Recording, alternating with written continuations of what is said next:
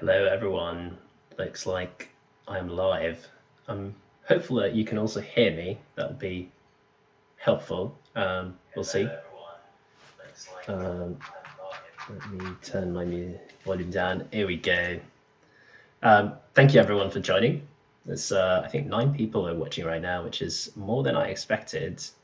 So the aim of this live session is, first of all, I'm going to tell you a little bit about what is VG Insights, why we made VG Insights, and what's going on here, and then walk you through our features of VG Insights. And then I think the best way to really understand how this tool can be used for indie developers and other people is to use an example and really talk through VG Insights as a kind of product and how I would use it if I was a game developer looking for a new game to make.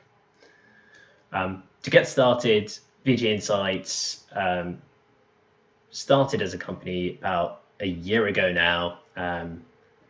What really made me do this is because when I was looking at video games data, I realized that for the mobile game space, you have an almost unlimited amount of data available for you if you have if you have enough money to pay for it. If you go for an App Addy or Sensor Tower or something like that, there's loads.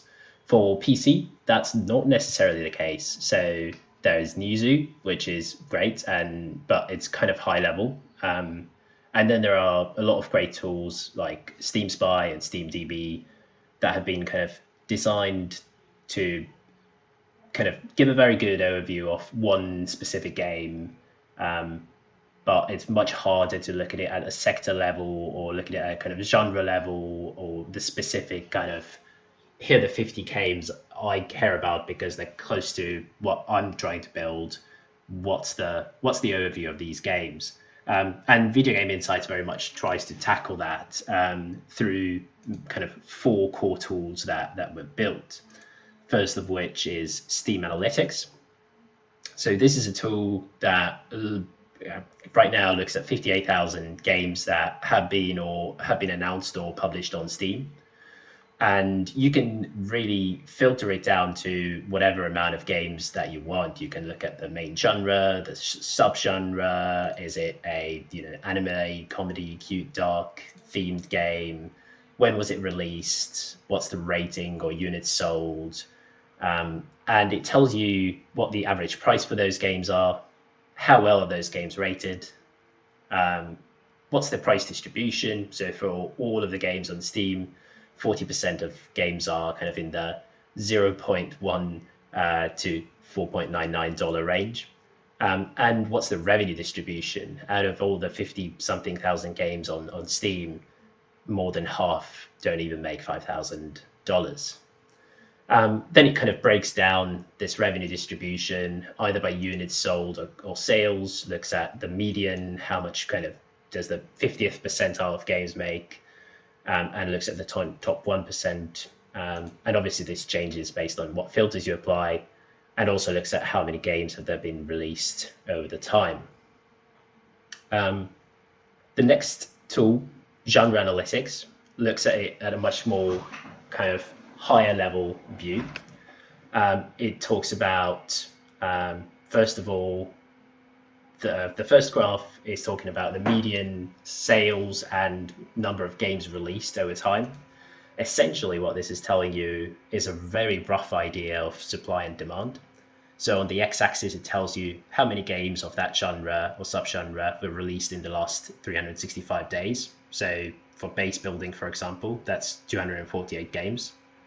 And on the y-axis, it tells you what's the median revenue that these type of game typically makes. So for base building game, for example, the median revenue is 124K. So in theory, the kind of more in the top left that you are, the better for you because there's less competition and you're making more money. Obviously, what this doesn't take into account is how much time have you built, kind of how much time and investment have you put into actually building that game. And this tool also allows you to look at the subgenre ranking based on median revenue they make, average revenue, price, rating, total revenue, and so on. The third tool that we built is the games database, which allows you to look at, first of all the games on Steam as a table. That gives you an overview of when were they released, what price, what rating, how many raters, and you can again filter this down to whatever subsection you want. But you can also click on any of those games and then see the details. Well, maybe that's not a good example. Let's find something that's not free to play. Let's look at Terraria. It gives you an overview of who developed it, who published it, when, what the genres that it kind of is in, what was the original price, how many units has it sold, and that's an estimated figure based on 40 times to 70 times their current reviews, which is actually a fairly accurate metric for most games that we've compared this to. This unit sold is very accurate. And then you get to gross sales, it just times it by price. And then it looks at what the kind of relative ranking of this game is based on ratings, but also what's the ranking in specific genres and subgenres as well. So for Terraria, they're number 1 or 2 in pretty much everything in terms of the number of ratings they have. One of the best-selling games on Steam. And finally, last but not least, we have the publisher database, which allows you to look at all the publishers that have ever released a game on Steam. And this might be big publishers who release third-party games, or publishers who kind of are actually developers that self-publish those games. So there's a whole bunch of, it says 30,000 publishers. Vast majority of those are actually, developers that release their own game. And you can filter this down to the level of kind of publishers that you want to talk about, and I'll probably go through that.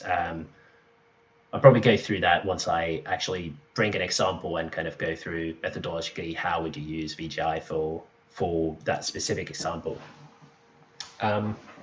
Before I go on, I think I've got VGI website on, or VG Insights website on the description here as well. It's worth visiting it and signing up. Most of the content is free.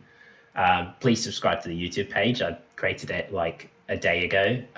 So, subscribers are very welcome, and we are using this site to then kind of further publish tutorials on how to use VG Insights, and also just talk about games market research in general.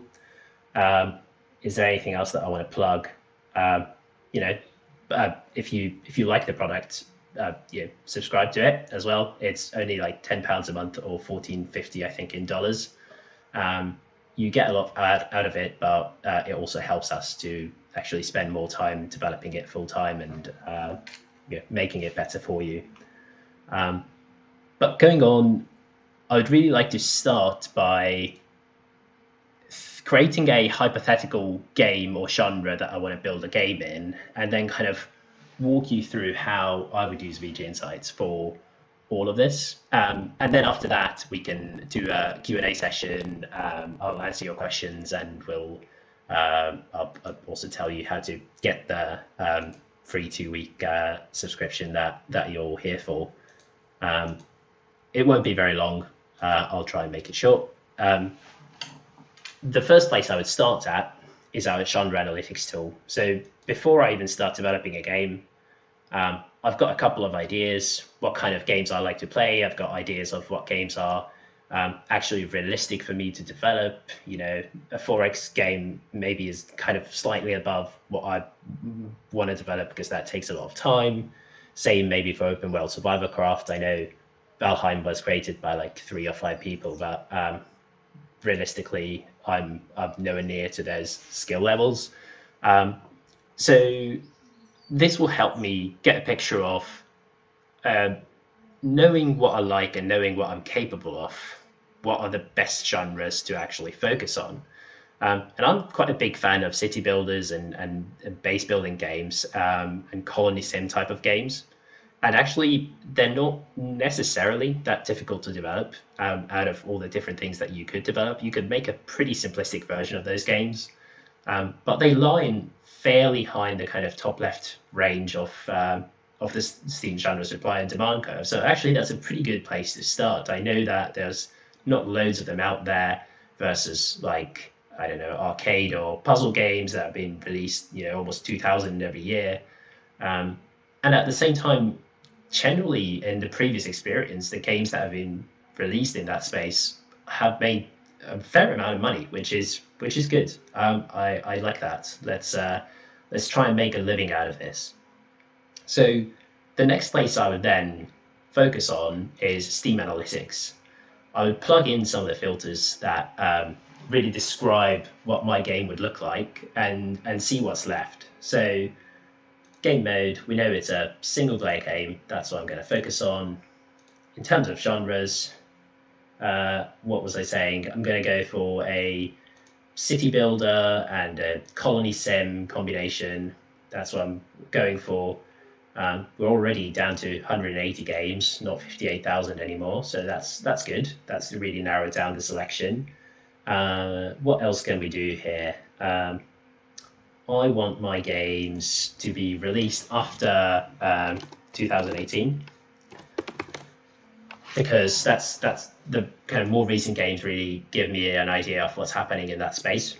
And my game is going to be in English, so I'm only looking at English supported games. That includes games that have been originally released in other languages, but also have an English version of them.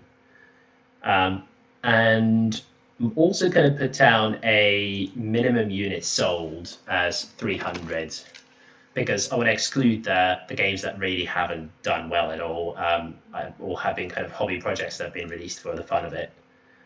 And that's a really arbitrary number. You can put whatever you want there. What else do I want to put down here? It's an indie game, so I'm going to exclude all the really big AAA, AA games. And I'm going to put a minimum price down as well. So it's $0.01.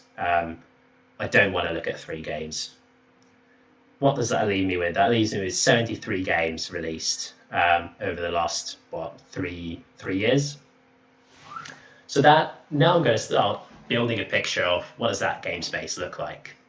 The average price of those games is $15.3. That's pretty good compared to the all game average, which is 7.5, and compared to the indie average, which is kind of 8.9. They're reasonably well rated. Typically translated into a lot of languages, mostly because they're quite popular games. So naturally, if your game succeeds, you translate it into more languages to make it succeed even more. But the really interesting bit is when you start looking at the distributions. So price distribution and revenue distribution, only 11% of those games are priced at $0 to $5 range. And actually, almost half of those games are in the $10 to $19 range, and a fair chunk also in the above $20 range. So these games are actually fairly aggressively priced. What you can also see is that a third of those games have made more than $1 million in their lifetime.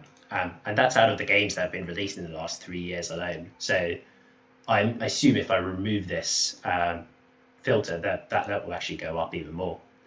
And only 14% of those games have made less than $5,000.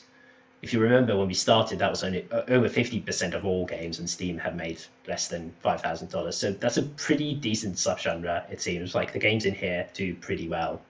The median game, in fact, makes $190,000.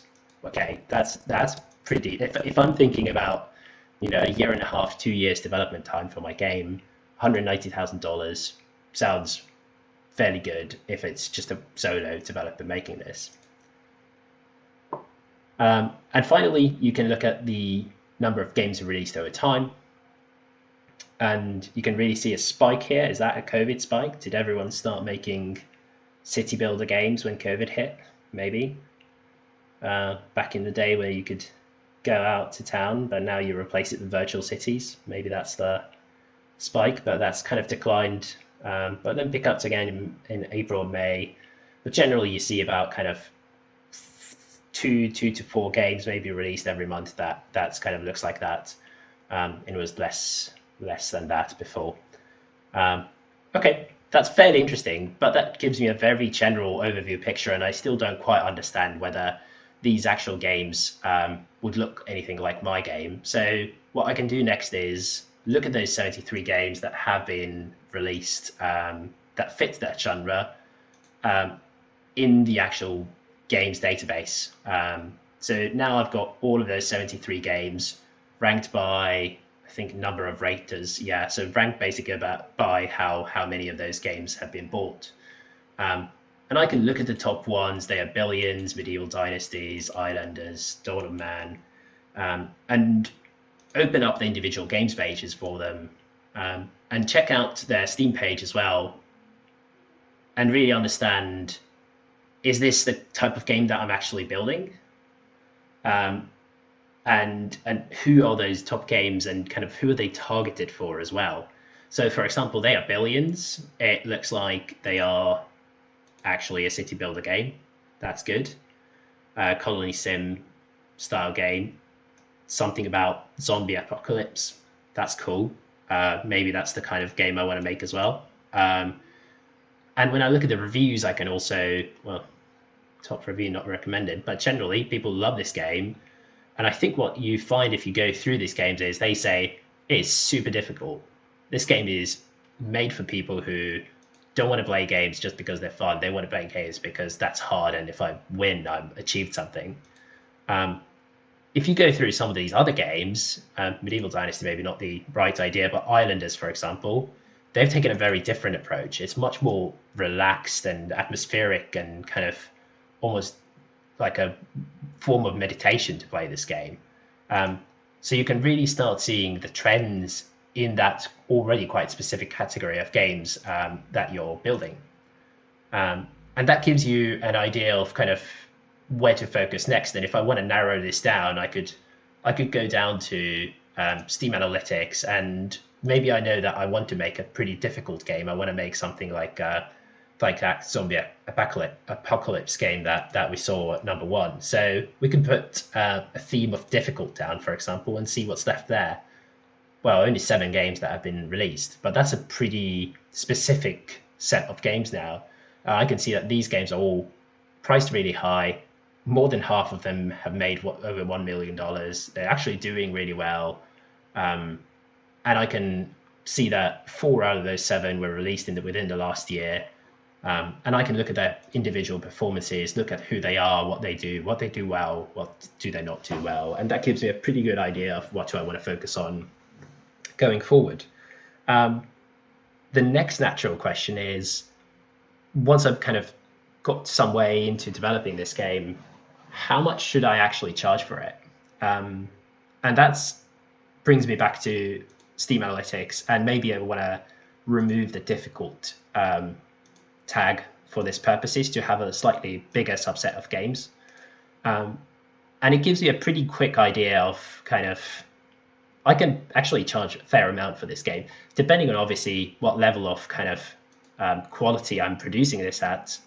But seems like going above $10 is a pretty obvious choice. And actually, in fact, if you go too low with this price, there's a pretty good chance that you're indicating that your game's kind of below the average quality of those games. So that might actually work against you. There's definitely an argument to be made for charging more in these kind of genres. And you can look at those 73 games and see how they're priced and which one's priced more and less. And, you know, for example, Islanders sold really well at really low price points. They're pretty simplistic graphically. So if that's the kind of style I'm going for, maybe there is an argument to go lower priced and try to get a really high quantity of people on board. But generally, almost all of those games are in the kind of 1999 range or even higher. So it gives me a pretty good indication of what to look at initially. And obviously, that's only just one of the metrics that you can look at. You consider all the other reasons of pricing as well, but it's a good starting point. What you can do actually also is put the minimum price to, say, $15 and then look at which games are left after that, and do those games look kind of remotely similar to what you're making? If so, there's no reason why you should not charge at least as much. The other obvious point, I think, is how much am I expecting to earn from this game? And we've already talked about the median sales, and you can play around with the different filters and see if that goes up or down. I think that kind of 50th percentile, the median sale, is a pretty decent target to go for, especially if you think that the kind of set of games that you'll have in your filters roughly equates to what your game is. If you think your game is kind of maybe not as refined, or the kind of graphics and quality of the game are not as well developed, go to their kind of 33rd percentile or something, look at what they earned, or reduce the average price, or kind of put the max price bucket in here to see what happens there. And it gives you a pretty good idea. Generally, the way I would view it is base case scenario, 50th percentile is pretty decent, or look at the kind of 45th to 55th percentile of games, and you'll get a pretty good range of kind of where should I be. Obviously, you can be ambitious, go to the 99th percentile. You think you're going to make $30 million. Yeah, good for you. Go for it. The next step from here, I would think, is thinking about publishing and who should publish this game. Maybe you want to self-publish. That's fine. You can play around with the self-publish tag versus having a third-party publisher in the Steam Analytics as well. See how those games have performed. Is there any value of having a publisher? Should you just self-publish and save the money? Maybe. But if you decide to go for a publisher, there's a publisher database that can really help you with this. So what I would do in this case is, it's a simulation game. So I'm looking at publishers who've released at least one simulation game. I'm only looking at indie publishers. I don't think AAA or AA publishers are really going to go for this. What else do I put down here? I think the publishers should have released a lot of games already to want to release my game, because that's one of the first games I'm making, maybe my second game or something. They have to be at least, say, 75% indie games that they're publishing. So they're not mainly AAA publisher who also occasionally does indie. And the maximum percentage of in-house should be, say, 25%, to remove all the big developers that just publish all their own games, and actually look at the publishers that do publish third-party games. And that leaves me with 20 publishers, which is already a pretty solid list to go down. Now, some of those publishers will be maybe Chinese publishers, or publishers that are not actually right now looking for games like this. So there is a bit of manual action of going through these and working out which one of those 20, and maybe you can relax those conditions a little bit, make it a slightly bigger list, get it to kind of 30 publishers or so, work through them, understand what they really want. But it's much easier to start with a list of 30 publishers than it is to start with a list of 30,000 publishers or whatever. And that's really it from that side. The only other thing I would mention before I'm going to stop for the Q&A kind of session and walk you through that, is using VG Insights for specific things like pitching for publishers or pitching for grants and funding. And actually, the one thing that, when I look at typical pitches for publishers, the one thing that's always lacking is the side around, okay, but how much can this game actually earn? And people go to kind of two extremes. One is not tackling that question at all, and the other one is saying, well, it's kind of like Terraria, so it's going to make whatever, hundreds of millions. So I think this tool really helps you to kind of walk the line there and find the right metrics to show to publishers to, first of all, prove that you've actually thought about this and you're being realistic about your expectations, which is already a big step. And secondly, prove that your idea actually has merit, and the games that have come before have done reasonably well in that space. I would probably use the median revenue for that. So when we looked at the base building games before, it was something like 180,000. But I would also show a range of kind of 5 games maybe that are the closest to your actual game when you look at the games database, and how those individual games have done as well, to give a bit of kind of personal approach to this. But it's a pretty good starting point to quite easily impress publishers, I think, on your level of kind of commercial thinking around your game and what you can achieve. The other things you can show around it is obviously how you've come to your pricing decision as well. That's a fairly good way to use this. I'm going to stop here now because I've been talking for almost half an hour in a row, and I'm going to allow people to jump in and see if they have any questions at this point. And I'm happy to answer them. It might be VG Insights related or kind of specific questions around video games, research, data, analytics. I'm hoping my live chat actually works as well. I think it does. And meanwhile, if people don't have any questions, that's fine. You can always contact me at carl@vginsights.com or join our Discord server whenever you have questions around specific data on VG Insights or anything like that. The way to get to the 2 weeks free access to VG Insights, like I promised, is here. So I guess that's the important bit for everyone. First of all, sign up for the oh wait, I'm not sharing my screen. That doesn't help me. Here we go. First of all, sign up for the free account on VG Insights first, because we will essentially help you convert that account into a full account. Secondly, email me at carl@vginsights.com and let me know what email you signed up with, so I can then kind of get that email signed up as a full access account. And that's it. That's as easy as that. Let me know kind of how you feel about VG Insights. What are the things that you like? What are the things that you wish that we had? Give me any feedback that you can. That's super helpful at this stage. We have a huge long list of to-dos, and we really kind of want your help to kind of prioritize these and make sense of which of those things we should do first. The next things generally on our plate right now, I think, are looking at more historical data and revenues, pricing, adding in follower numbers. I think we're using follower numbers, we're getting wishlist estimates. So that should kind of expand the capabilities of our tools quite a bit. We're also building very specific tools for, say, pricing or publisher pitching that gives you like a very specific kind of enter what type of game you're making. Okay, here's the kind of pricing range you should have, or enter what kind of game you're making, and we'll give you the kind of outputs that you should send to publishers. We're talking to different publishers right now in terms of what they find quite valuable and what they like most.